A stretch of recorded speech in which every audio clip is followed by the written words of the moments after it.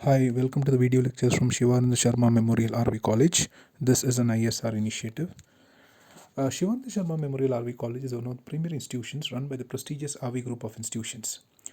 We have come up with a unique initiative to engage students at the time of this unforeseen medical emergency caused by the corona outbreak. As a socially responsible institution, we would like to connect academically with students to make good the losses caused. In this connection, I, Gokul C from the Department of BBA, has posted a video on the subject Banking Regulations and Operations, and the topic is Paying Banker and Collecting Banker. Please watch the video till the end, like, share and subscribe to our YouTube channel, and also share the same with your peer groups. Thank you.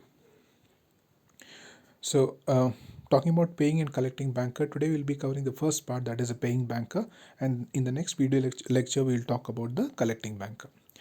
Paying banker. As far as a paying banker is concerned, let us try to understand who a paying banker is. A paying banker, by definition, is one on whom a check is drawn, or a bank which is required to pay the check drawn to him by a customer. Okay. If the definition is confusing, let us understand it with an example. For example, there are two parties in a transaction. Mr. A. Mr. A had to make a payment to Mr. B. So what does A do? A gives a check. A draws a check to and hands it over to Mr. B. Mr. A has an account in Canara Bank. And obviously when A has to draw a check and give it to B, it has to be the check of Canara Bank itself. So Canara Bank has to make a payment from Mr. A's account to Mr. B. So A is the customer and Canara Bank is a banker, and in this case, since a check is drawn on Canara Bank to make a payment, Canara Bank is called the paying banker. And Mr. B, let us say Mr. B deposits that check into his account, say for example in SBI. So SBI becomes the collecting banker. So there are four parties involved here. One is A, the customer, who has to make the payment, Mr. B, who has to receive the payment, and we have Canara Bank, which is the paying banker, and we have the SBI, which is the collecting banker. So I hope the explanation is clear here. So I've just made a small chart for your understanding. Now coming back to the duties of a paying banker. What are the duties of a paying banker? If a banker gets a check and he has to make a payment basis that check, there are certain things that he needs to verify before the check is being cleared for payment. What are those? Let us understand one by one. Proper form and unconditional order. The check should be in a proper form. It should be like a proper one. It should be something which has been picked out of a check leaf. It should be in as per the mandate of the banking regulations. And it should not be very different from all the banks. Yes, the banks logos and the bank's name might differ, but it should not universally it should be the same. Point one, that should be in a proper form, and it should be an unconditional order. There should not be any note on that check saying that if such and such a condition is met, only then you clear the check. No. Well, unconditional order does not have importance here, because when we discussed negotiable instruments, I very clearly told you that any negotiable instrument should be unconditional for that matter. So in this case, check by default becomes an unconditional negotiable instrument. But having said that, again to reiterate the fact, let me tell you that the check should not be, there should not be any conditions on that particular check. Second thing, physical condition of the check. The check should be in a good condition. It should not be torn. It should not be mutilated. Mutilated means it should not be soiled. It should not be crippled. It should not be in a bad shape. It should look like it should be in a very clean and neat form. Actually, the physical condition of the check should be good. Third one, the crossing of the check. Now, especially when we talk about company accounts, companies would never give an open check to anybody for that matter. So whenever a bank is clearing the check from a company's account, they should ensure that these crossings are there. If they find that crossing is missing, generally it is the banker's practice to call up that particular company and find out whether they have issued such an open check. Okay. And crossing of the check is very important. whether it is there or not, they need to check that. Then office of drawing. For example, what is office of drawing?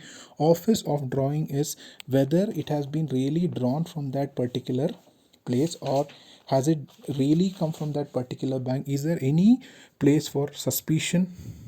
Is it from that same branch that it has come in?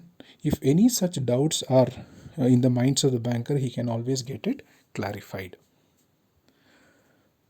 Then date on the check. The date on the check should be very clearly written. In India, it is DDMMYYYY. That is the date, the month, and the year should be specified very clearly. And today we are in 2020. We do not write just 20 on the check. Today's date, if you are writing, you should always write 26, that is 26th of April, and 04, that is April, 26th of April, that is 04, and 2020. So that should be very clearly specified, that is DDMMYYYY. Okay, and it should not be an impossible date. You cannot put a date of 31st of April or 30th of February or any other date which is impossible dates. Then you should look at the date on the check. Date on the check is already taken care of. Time of presentation. When is a person presenting the check? Is it during the banking hours, or is it after the closure of the banking hours? That is very clear. If it comes after the banking hours, the banker can reject that payment and ask the person to come the next day.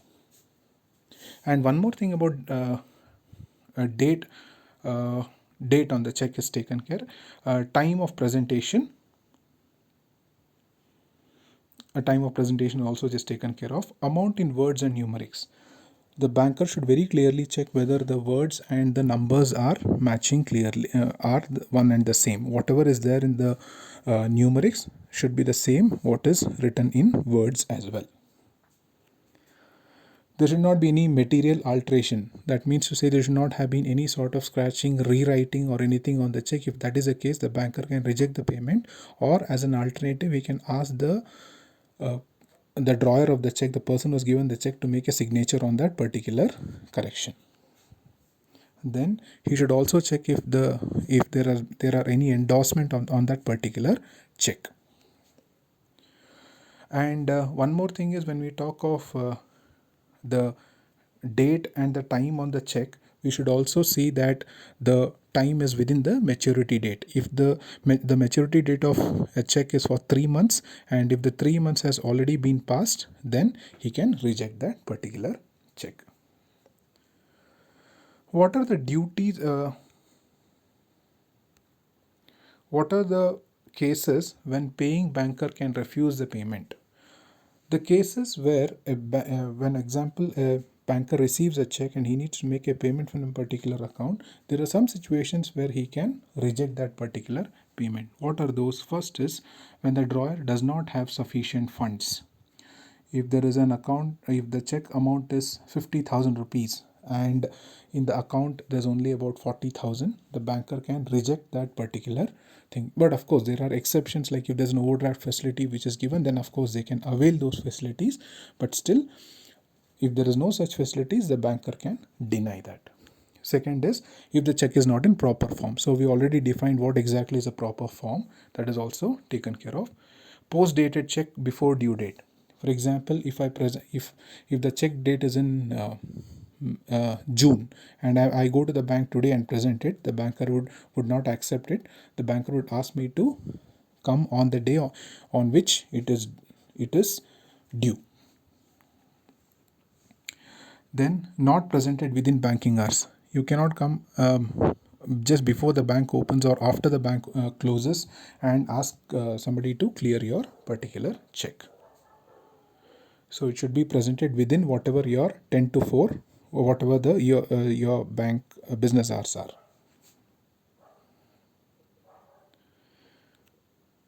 Then any material alteration. If there's any doubt, if the banker feels that there has been any alteration and it is very visible on the check, the banker can outrightly reject the payment.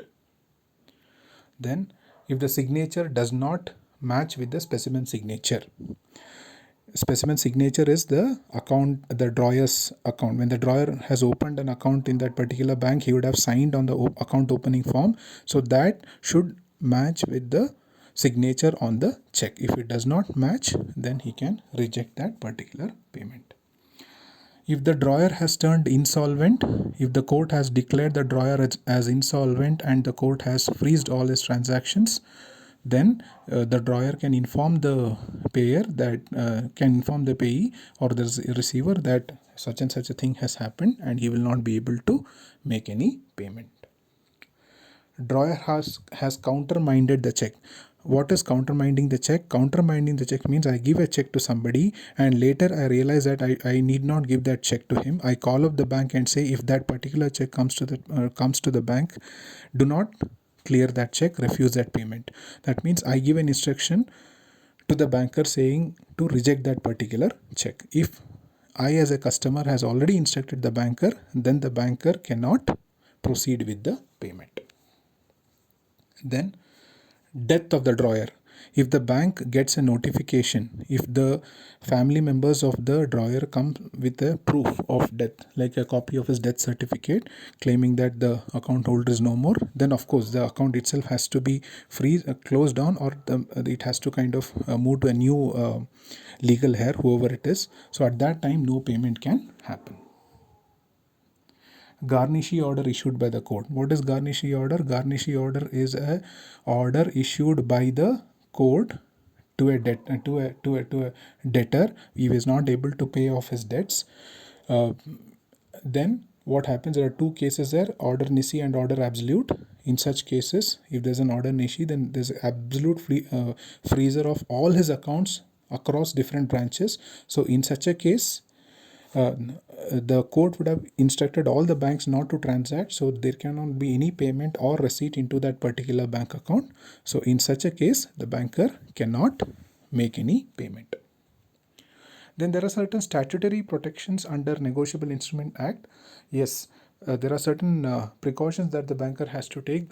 If he sees a cross check, he should very clearly ensure that these cross checks are not given across the counter. That is a very big crime actually. When I explain negotiable instrument also, I explain very clearly that any check which is crossed has to be drawn through a account itself, through a bank account itself. It cannot be given across the counter. If a banker does that mistake, then he does not receive any protection under any of the banking laws. He has to be liable for that particular thing. Then if it's a bearer check is something which can be given to anybody who possesses that negotiable instrument. There are certain protections to it. And if there are cross checks or open checks, that also can be taken care of. Okay. And coming to liabilities towards there are two types of crossing: general crossing and special crossing. We have discussed it in negotiable instruments. General crossing is where we just put account payee and give it, but special crossing is if it has to be cleared only through a particular bank. If I cross it and write SBI or ICICI Bank, then that check has to be cleared only through that bank and no other bank can clear it. If that is the case, if the banker receives such a check, the banker should be very careful that if it is his, but in this case, as I told an example, if it is SBI, SB can clear it. But if in special crossing, if they mention some other bank's name, then the banker has to reject that particular check. And yes, banker is liable to his, if there is a wrongful dishonor of check. For example, if there has been enough funds and if the banker has made a mistake, and if there has been if he has acted negligently, then he is liable not just to the owner, he is also liable to the drawer. Why? Because it is a question of reputation and goodwill of the business. For example, if a check gets rejected saying that there is insufficient funds, and later it is known that there were sufficient funds, already the reputation of the person who has drawn the check is at stake, isn't it? So these are this was an overview about the paying banker. I hope I've been able to give a bit of idea about the conceptual overview of it. So you can come back to me with any questions on this. Thank you so much. In the next lecture, we'll talk about the collecting banker. So this was the first part of the lecture. The second part will be covering the collecting banker. Thank you so much.